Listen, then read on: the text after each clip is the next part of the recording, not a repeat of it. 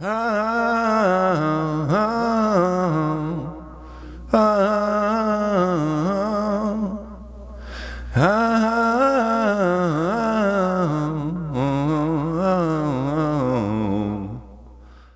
you doing, buddies? I'm in this space. I'm digging this. This is just a temporary thing. I don't know how long this will last, but I do have internet and I'm able to record. And I'm very, very busy with things right now, and I'm very sorry. But I can make videos right now. I can do that. So we are talking about altitudes, which is basically the same thing as spiral dynamics, plus or minus. It's from Ken Wilber in more recent times. They're levels of reality, they're levels of consciousness, they're levels that appear in self, culture, and nature. And in every individual aspect of a person that shows development, that person can develop through these levels vertically, holonically, in terms of transcending and including. And at each level, there's also horizontal qualities and values that can be pursued.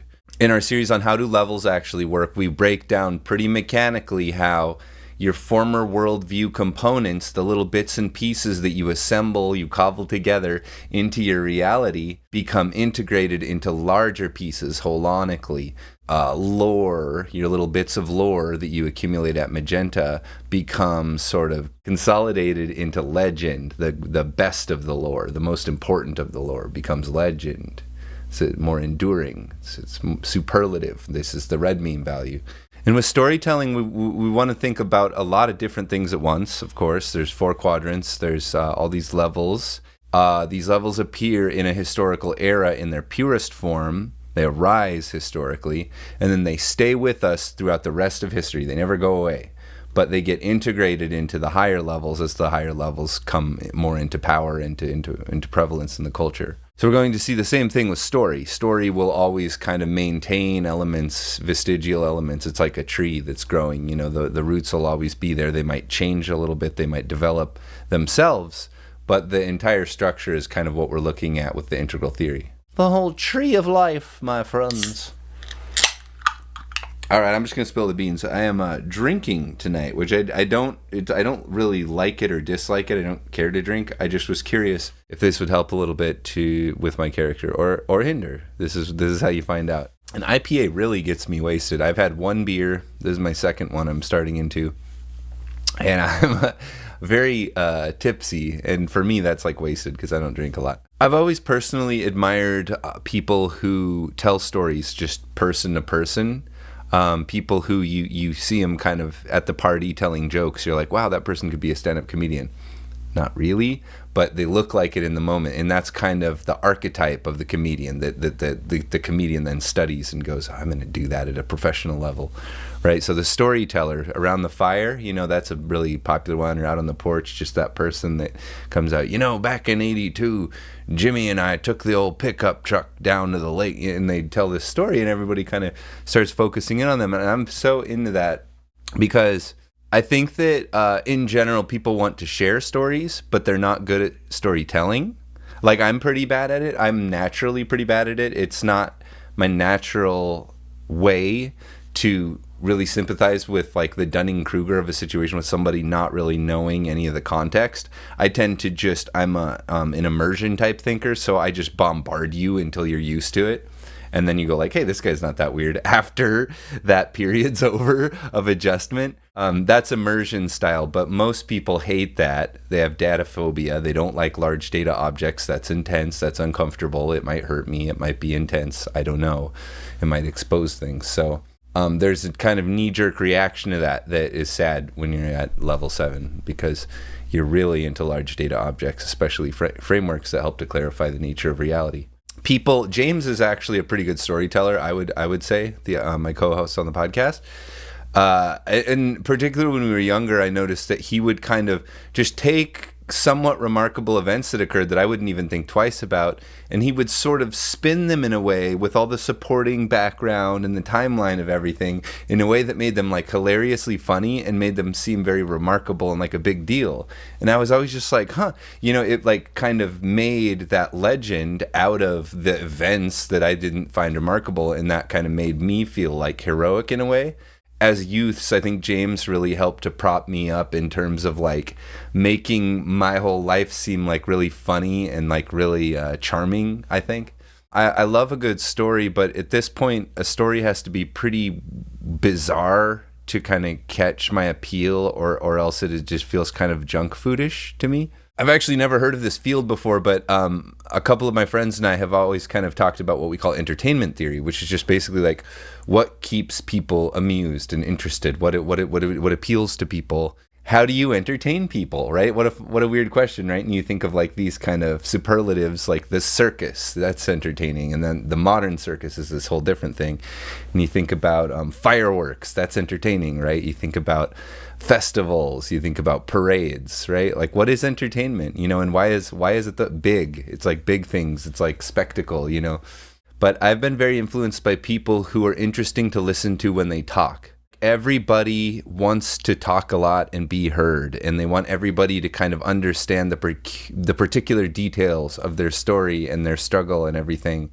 And there's just billions of people, so it's not like without compassion, but there are cockroaches that get smushed when you drive your car. I get impatient with the poor storytelling ability and lack of ability to read the room on the part of people who attempt to storytell. So I have this great admiration for people who are capable of holding your attention, and that they care whether you're with them, whether you can comprehend what they're trying to say and where they're trying to go. That it's a beautiful thing, to establish that with a non-real audience, in the present moment, to have like a rapport with someone who isn't there. That's super cool to me, and it's always fascinated me, and I really think it's a big part of my motivation for, aspiring to do it myself. So that's probably plenty of ado before getting right into the 12 stages of consciousness altitude system.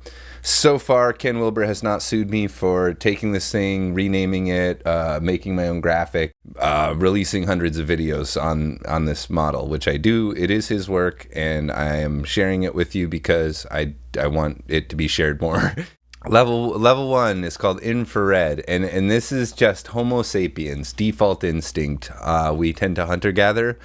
We tend to be sort of semi-naked, pseudo-linguistic, like many animals, many higher mammals. We are pre-conceptual, though, in terms of linguistic concepts. Like, we can know words, we can say words, like, you can talk to your dog and it knows the vet and it knows the river and it knows good boy, but it doesn't its reality isn't constructed of these linguistic mechanics. It's responding to cues, which is actually a whole different function of the mind. So Magenta, level 2, is this enormous breakthrough. At level 1, there kind of is no such thing as story. Story is immediate. It's like, oh, look out, over there's stuff. Or like, I hear this area, I'm worried. It's a very immediate thing. There's not really a repository to look to. So story sort of starts at the more linguistic Magenta level, which is characteristic of pretty much the early roots of civilization on Earth, and persists to this day in all forms of magical and animistic thinking, and in terms of community lore, just things that may or may not be true. It's just information, it's lore. Transcending the technology of simple cooking of meat with fire in hunting gathering, and moving into the technology of village life with growing crops, and now having like a more of a social system. It also arrives with a system of belief. And so the Magenta is characterized by this very, very linguistic belief that the language itself, the word, is worshipped as itself a spirit. And generally, almost everything that has a linguistic concept attached to it is itself a spirit. And so everyone who ever lived who was given a name, the name is important. That's a spirit. It's a very spiritual view. Now be careful with that. Spiritual in a certain sense, and this is where the spirit concept arises from. When we get up into the third tier, we're gonna actually firsthand perceive the way that is constructed, and that will occur as archetypes unfolding to us as the actual formative building blocks of the reality that we perceive. And that is fundamentally different than believing in superstition. The superstition is sort of outward coming in as lore. The transcendent experience is seeing that your reality is superstition, that you're imagining things, seeing that directly, how you do that right now. So this is sort of the psychic subtle experiences, little by little, unraveling the psyche, seeing the psyche as the psyche from its own perspective, and understanding how it creates magical, mythical concepts into the reality that we experience. And you may be tempted to think that this is the nature of Magenta's story. This is not. But Magenta's story is nothing more than lore. In any little culture that exists, and I'm not being pejorative, they're little, they're physically little, there's small groups of people in small areas. They're going to have their own peculiar system of linguistic spirit things, and that'll just be spread across. But it's not very standardized. They're pretty open to other concepts coming in and being adapted, and not very conservative. It's kind of the opposite. They really kind of take whatever you tell them as gospel, because this is the lore mind. It just takes in information and it doesn't really exclude anything. So, and again, this isn't the same thing as the infinite perception consciousness of the psychic level. That's a different thing, because we now are viewing it from a rational / transrational plane. And it has a whole different meaning when the ego has already been separated out and understood to be conceptual. We're at Magenta, and when you think about Magenta storytelling, it's sort of tales, I guess you'd say. It's kind of like, why don't we go into the graveyard at night? And then, the elder people, I know. And it's like, okay, how do we tell you? Well, the spirits of the cemetery come out. Let me go back. Since in this system, it's level 2, and we're very critical of it, because it's level 2. It's like, it's crude. But you must understand, this is the genius of humanity that brought us away from the animal kingdom, is this linguistic, the formation of concepts through language, and the sacredness of the word, the sacredness of those symbolic associations. And we need to understand, too, that story is not just... There's a reason why we need story so much, why the fire must have story, and why we go to the theater for the story, and why we go on the internet for the story, and why everything, the self is a story, the community is a story, everything is a story. In analytics, even, I'm in the field of analytics, the data tells a story. That's a kind of joke about how people say that, but it's true, your data is supposed to tell a story. Not a fact, because facts need to tell a story too. So the Magenta mind is genius. It's brilliant. It's like the dreaming mind, and it's very. We can't be belittling or pejorative to Magenta, and we need to cherish it in ourselves, and we need to unlock our we need to re-own our inner child, which is Magenta and Red, right? These deal a lot with the relationship between the internalized child and the internalized parent and the actual external parent. Parent-child, familial relationships. Some of our basic understandings of human dynamics are coming out of Magenta and Red. So they're very important to your psychosexual nature and your psychospiritual nature.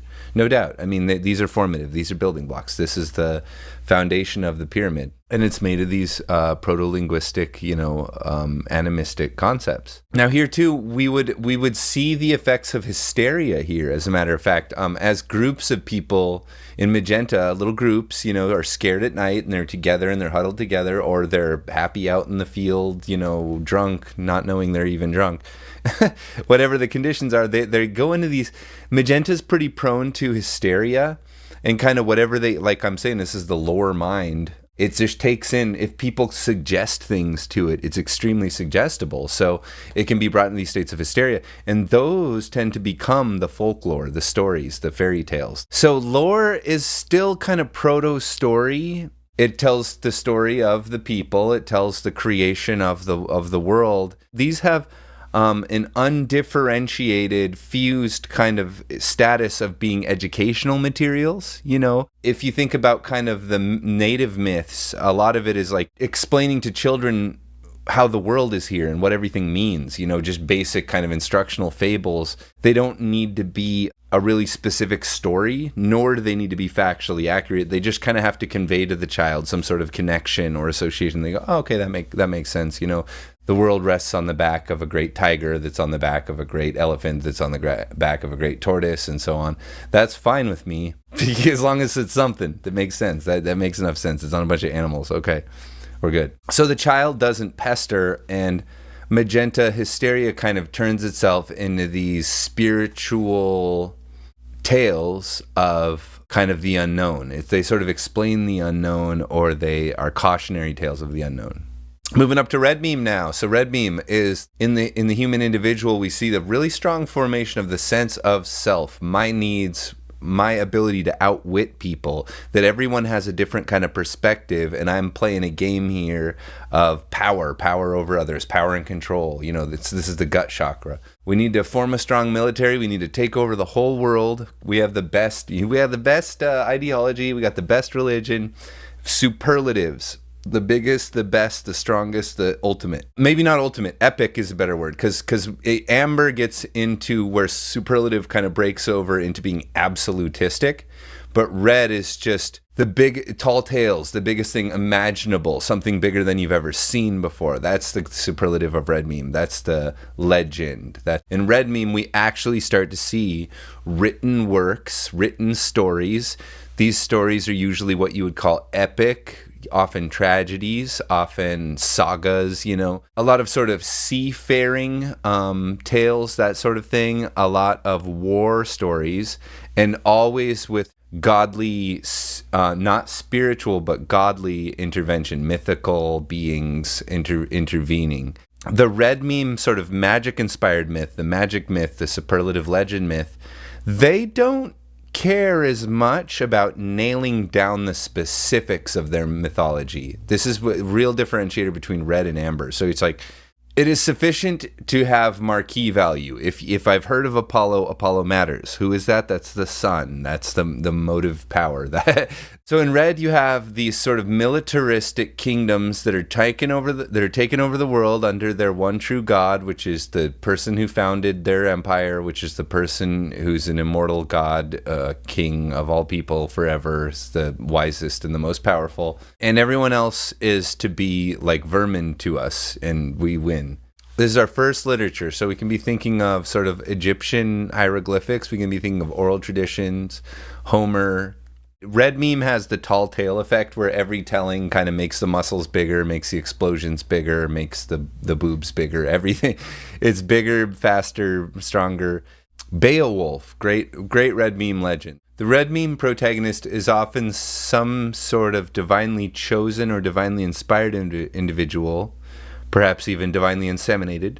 While they are a tall tale upon tall tales, the Odyssey is just like how he beat the bigger thing and the bigger thing and the bigger threat. It is kind of a Die Hard. It's kind of an action movie. But undergirding that, it also has to be the moral narrative of a people and the story of it's like a patriotic propagandistic story of the glory of a people too. So it has to achieve all these functions all at once.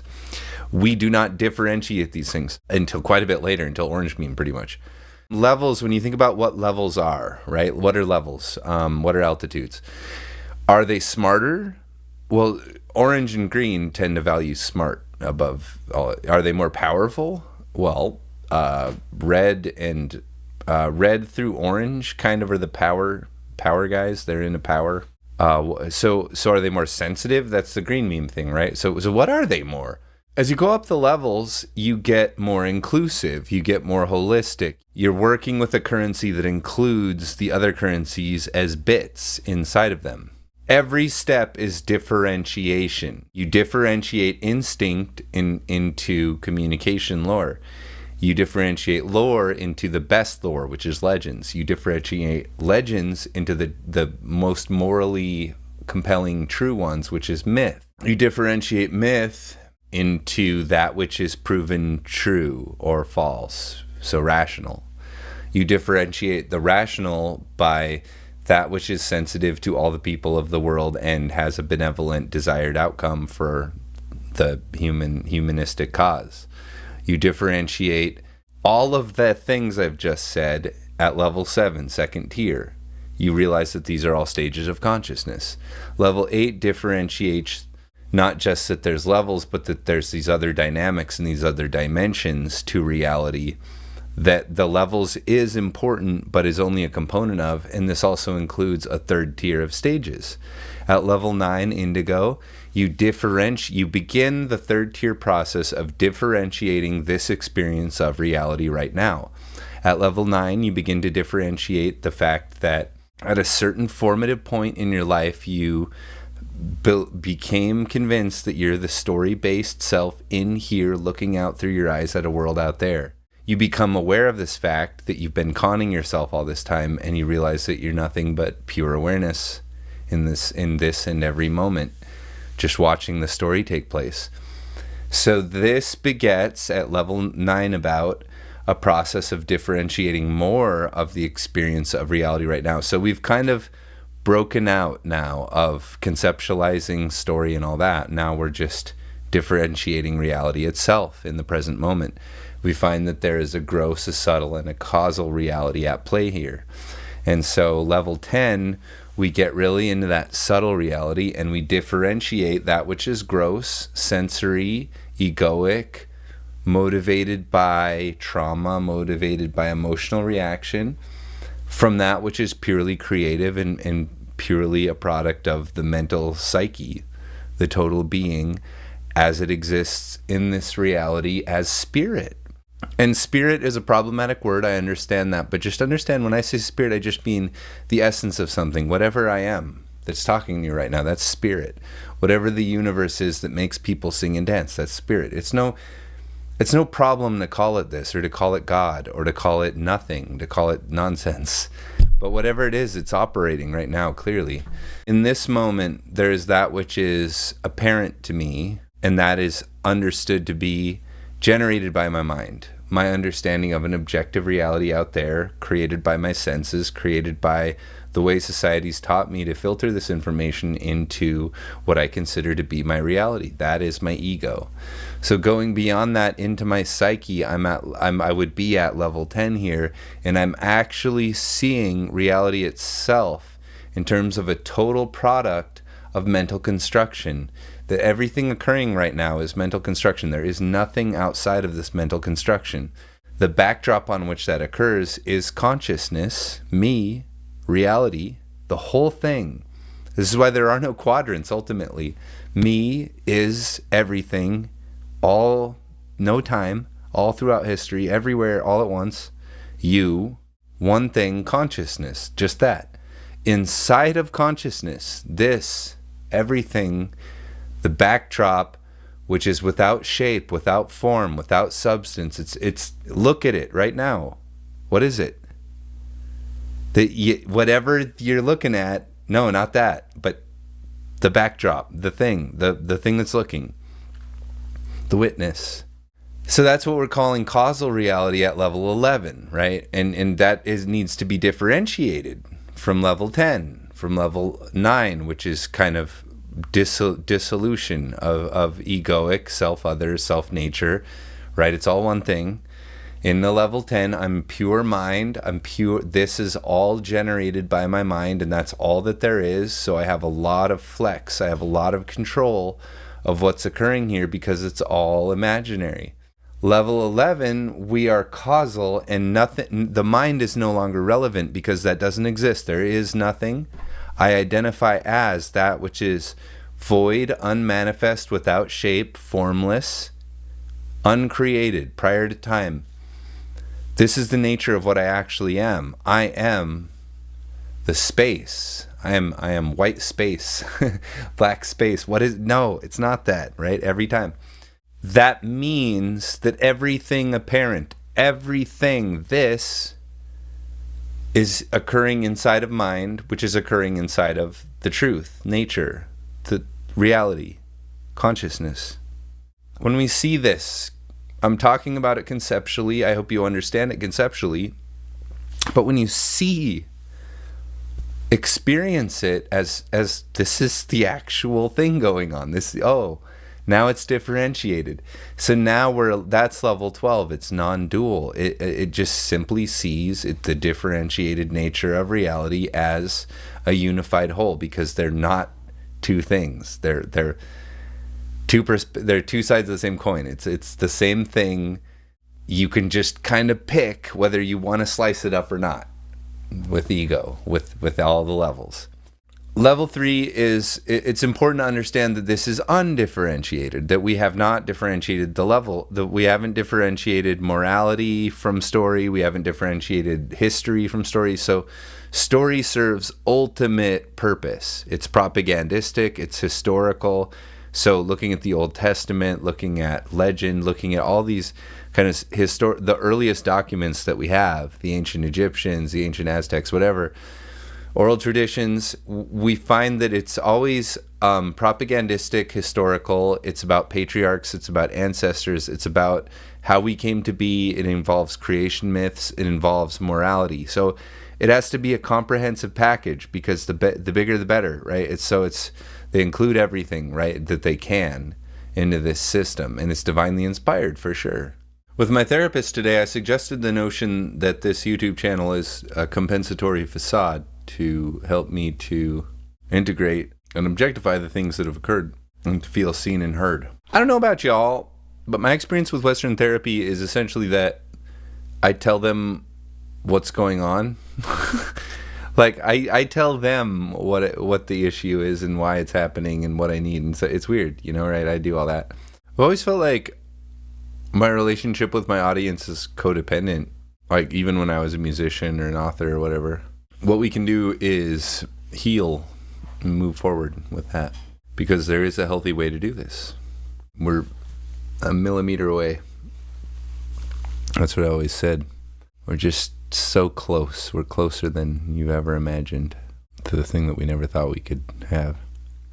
So with your red meme story, think about your neighborhood legends, right? Your sleepaway camp stories, fishing and hunting stories. You play them up. Magenta wants to share all of its kind of little things and make those things kind of inflated in importance. Often, as a victim, to say, oh, this attacked me, this sucked. Red meme will usually take those and kind of look at it like, can this be part of my glorious story? And this is the same thing that occurred historically, is just taking the kind of local lore and turning it into like legendary stories, kind of like, simply by escalating the stakes of all these kind of local lore things, filling in the details, you make legend. On the playground, Amber kind of comes about as you have all these legends, you have all this information in the form of things that caught your interest and were appealing to you. The Amber meme individual is learning a really more formalized concept of other people and a collective of people and a collective good and a moral good. So we're very collectively organized, and we start to think a lot in terms of membership. You want to be in with the in crowd. You want to be one of the good ones. You want to be a good person. You want to be in the right. And you want to affiliate yourself in that way. So it's very membership based. It's very absolutistic.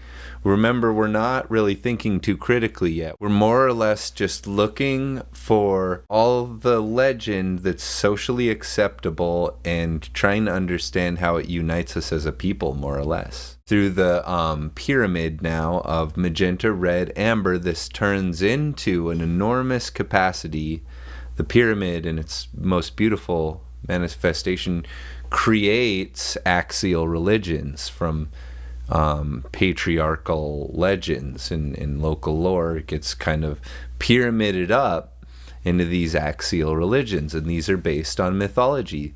So the nature now of these stories is they've been retranslated and they've been coded in a way to reveal all the now deepest truths, the perennial wisdom, but they also convey history and law. And again, we have not yet differentiated.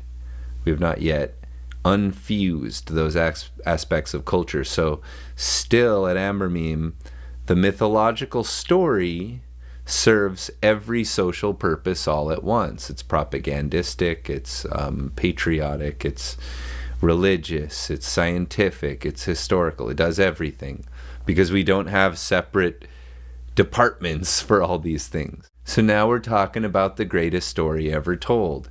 And we notice that when Amber Meme forms their social religious collectives, it comes about as a sort of like a legend that occurs, but the character is like a sort of anti-Red Meme character. It's a sort of sacrificial character. It's a character that's intended to appeal to both the everyman within all of us and also the divinity that exists as an ultimate potential. And let's keep in mind too, Amber Meme is not just religious documents. It's just that all document creation is superseded by the religious orders. So you still create stories, and here in modern times we can think of artifacts and stories that are still in support of a traditional narrative. They serve a moral purpose as they are also entertaining and uplifting, as the case may be. And so here we would see our Amber Meme expressed in our Hallmark movies and that sort of thing.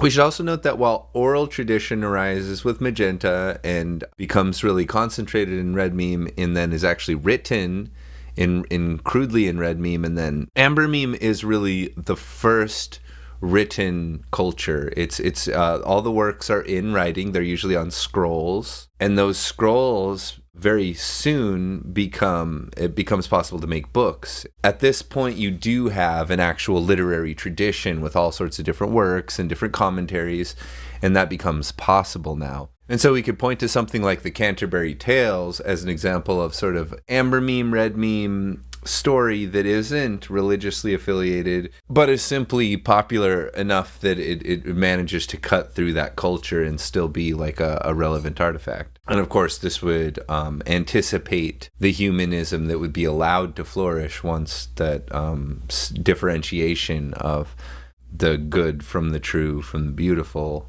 Really what we're talking about is differentiating the quadrants as amber transformed into orange.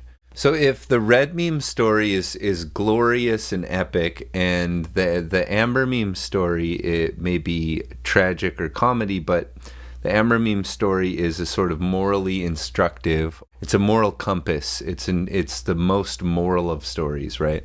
Orange Meme, again, its currency is that it checks myths. It's not creative. Very important to realize about Orange Meme. It's not creative, but it checks the information that's out there to see how true it is, how it falls mathematically in terms of statistical probability of being actually true. Orange Meme differentiates so many different things. Again, the religious order is now its own thing. It dictates the morality of people in early democratic nation states, but nevertheless, the people are free to explore science and art and literature and journalism on their own terms. And so story now is allowed to exist on its own, and people can artistically ask the question of, what do I want to do with the story? What artistic goals might I have? So here, rational, we have modernism, of course, and in basically all of literature. You know, this exists enabled by Orange Meme. It's not burned because Orange Meme. And so we can ask ourselves, what is the nature of an Orange Meme story? I think a lot about like detective mysteries. It's compelling. It makes us reason out the story, and it keeps us engaged in that way, focused on facts and details so that we can imagine the story ourselves. It is not focused on glorification. It's not too focused on humanitarian values. The Orange Meme story attempts to give you all the information you need to understand the character, the plot, and how the plot winds up and resolves. So we have this 3-act structure. We have the ideas, the archetypes of characters. So Orange Meme is really all the toys are out of the toy box now, and we see this flourishing of genres which were sort of non-differentiated or unclearly differentiated. Maybe they existed in different cultural spheres, but in Orange Meme we see that there are now like actual like speculative fiction, fantasy, a concept of literature as a way to communicate ideas and values and to tell simple stories and to legitimize or moralize certain positions, economic interests for sure. Above all, the thing to point out about orange meme storytelling is it becomes self-aware of storytelling, and it will go to classes to learn about storytelling. It'll learn about how story works, and it will have terminology to understand story in a new kind of way. So now we're starting to become critical. We have critics and we pay attention to critics. We're not critics ourselves, but as a storyteller, you're now aware of a critical audience and you're trying to maximize the appeal. Well, it's kind of interesting, story has not yet perhaps red meme, but orange meme is trying to appeal with the truth, to find things that are actually true, but are compelling and appealing just by nature of their actual factual existence. Astounding facts sort of things. What if sort of stories, speculative fiction. Getting into the progress in psychology now, thinking about kind of orange meme psychology, sort of Freudian and behavioralistic concepts, we can begin to see that infiltrating the story structure as well and having psychological elements. And in the orange story, you may have dreams play a part and psychosis play a part, and having different perspectives play a larger part in the story. And so now instead of characters necessarily being an archetype, a character is more just an ego. It's a perhaps morally gray person, or an anti-hero, or someone who is making choices. That's more characteristic of orange meme, just kind of faced with choices. Basically everything has that orange meme kind of turn to it. The story starts out, you have a protagonist, they're lacking confidence, they're lacking experience, they go out into the world, they gain that which they need, love finds them, everything works out in the end. That's your orange meme.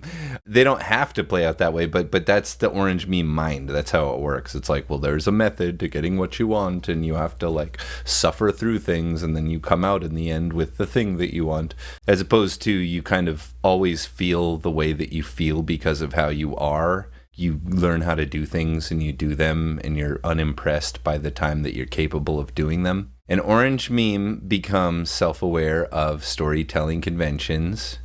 Okay, and then green, we're subverting the expectations created by the awareness of critical theory, of being aware of plot and characters. Now you say, well, if every villain's supposed to have a mustache, let's have a villain with no hair at all on their face or anywhere. You're expecting the mean boss to be a big fat yelling guy, but instead we'll have it to be a really shy young and nevertheless very mean and very so this is how green meme starts to subvert expectations, subvert tropes.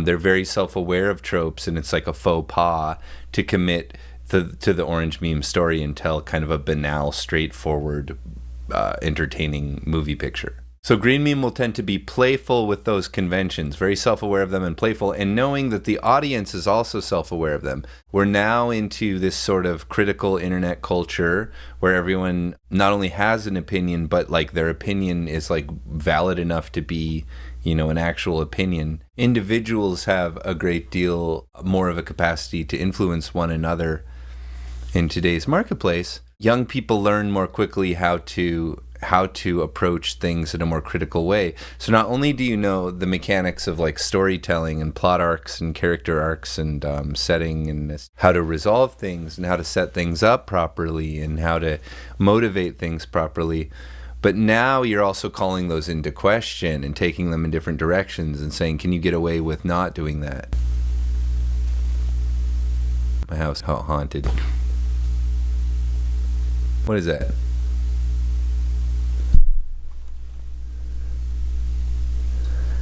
All right, I'm spooking myself out. It's 2 o'clock in the morning, and I'm doing my show, and I'm scared now because I'm in a basement alone. Anyways, so oftentimes when I talk about green meme, I talk about sort of their agenda, but the idea of having an agenda is really more of an amber meme concept, or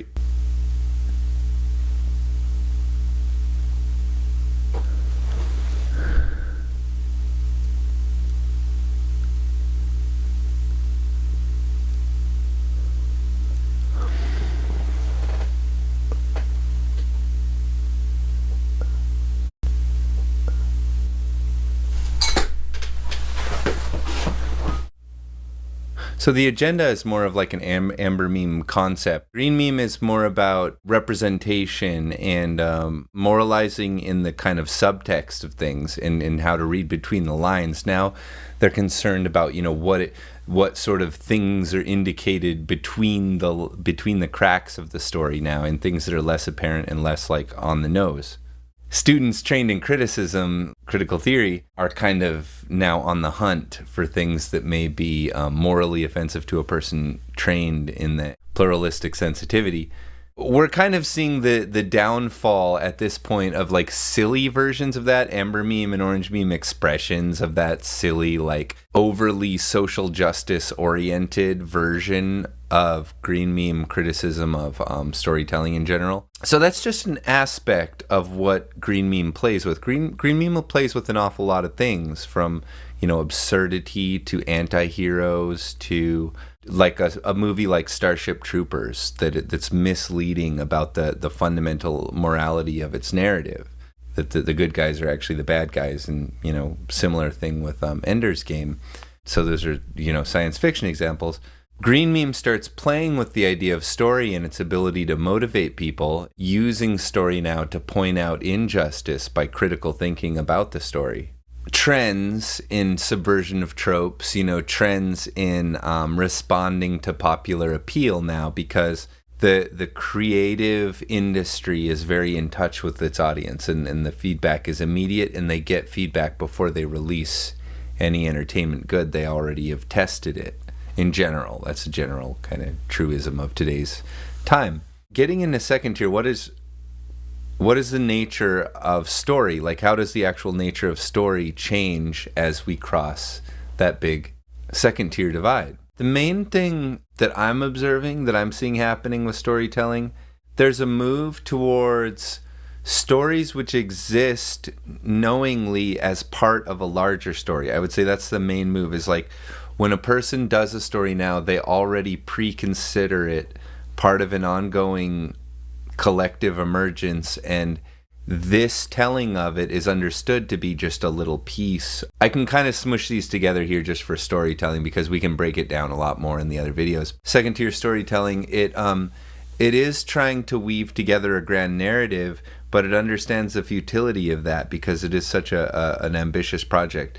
I would point to something like The Matrix, as an example of sort of a second tier like exegesis, where it's trying to tell the whole thing all at once. And there are things like that, but overall, I think the impulse to second tier is to create the roots, to garden a world into being, to invite the audience to welcome more of it out. I point this out with A Song of Ice and Fire and Five Nights at Freddy's and a couple of other things that exist in today's world, how they tend to inseminate your thinking more than give you, like, the counterexample would be like Pokemon, where everything's granted to you and there's a million of them and you just memorize them all and they all have their features, right?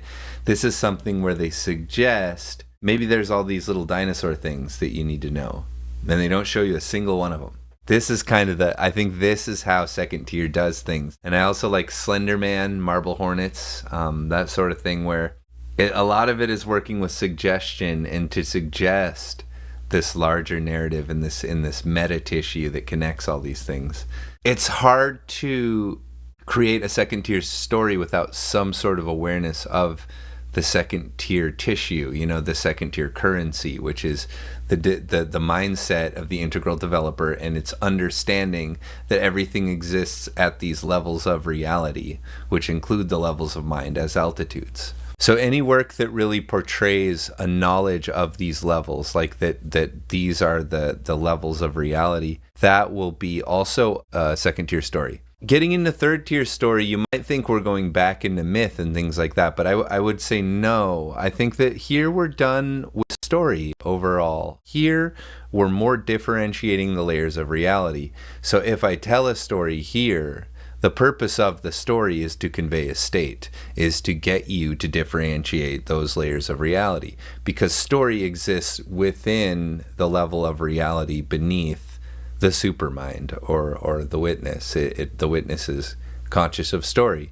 At this level, That's the kind of the only thing you're doing is witnessing or being pure mind or manifesting story, but you're not really telling that story. Once you start telling it, it's then filtered through a lower level. So in this sense, we're not saying that third tier doesn't watch movies. That's not absolutely not what we're saying. We're saying that the process of creating a movie is estranged now because that technology, writing a book, making a movie, these exist as first tier realities, and the third tier doesn't have a way to tell a story in its own language. A story informed by third tier will attempt to convey that state of differentiating the layers of this to you. The fundamental idea that the mechanic at play is characters and plot and setting, that all exists on lower levels.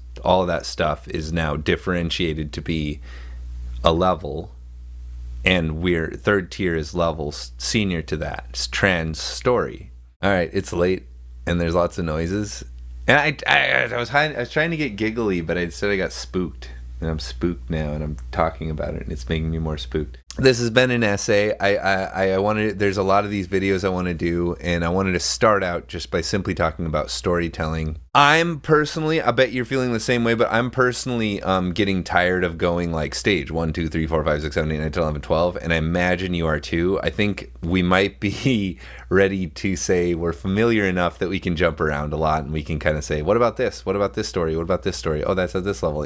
This is the goal. This is the dream, is that we would have that fluency with these levels now, where we don't have to walk you from stage 1 to stage 12 every time. Sometimes it's not so relevant to talk about transcendence. Sometimes it's not so relevant to talk about, the formation of society in early childhood. In a lot of cases, we're kind of in the middle, like us as Unthink Me second tier people, and the world as kind of orange meme, centered world. Here, I did at least want to walk through all 12 and just have said something about how storytelling changes at each of those levels. I hope this has been entertaining. I adore you guys. I'm here right now because I want to be, and this is just wonderful for me. Thank you so much for being my sanctuary, my resolution, my peace, whatever this is to you, it is to me my therapy, and it truly, truly, truly makes me feel heard and seen and understood. In a lot of pragmatic senses, there's like nothing actually occurring, and this is all imaginary. It is to me a very special thing and a very meaningful thing, and it's a thing that I'm proud of, and it's a thing that I would love to see grow to extraordinary heights.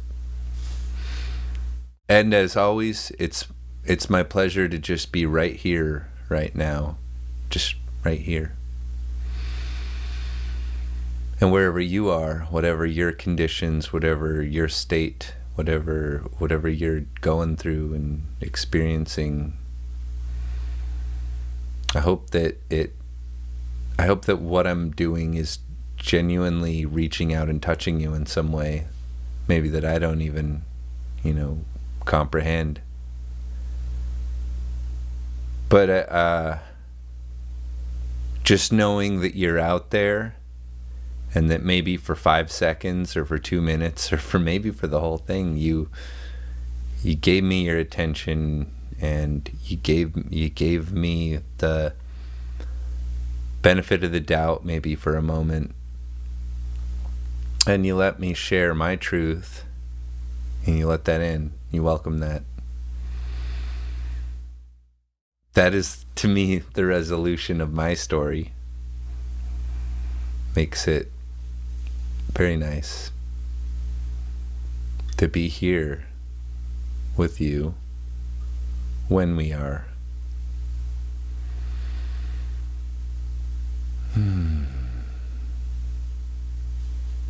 Namaste, my good friends. Good night. Hershey Bear. Oh, you're smiling. He's smiling.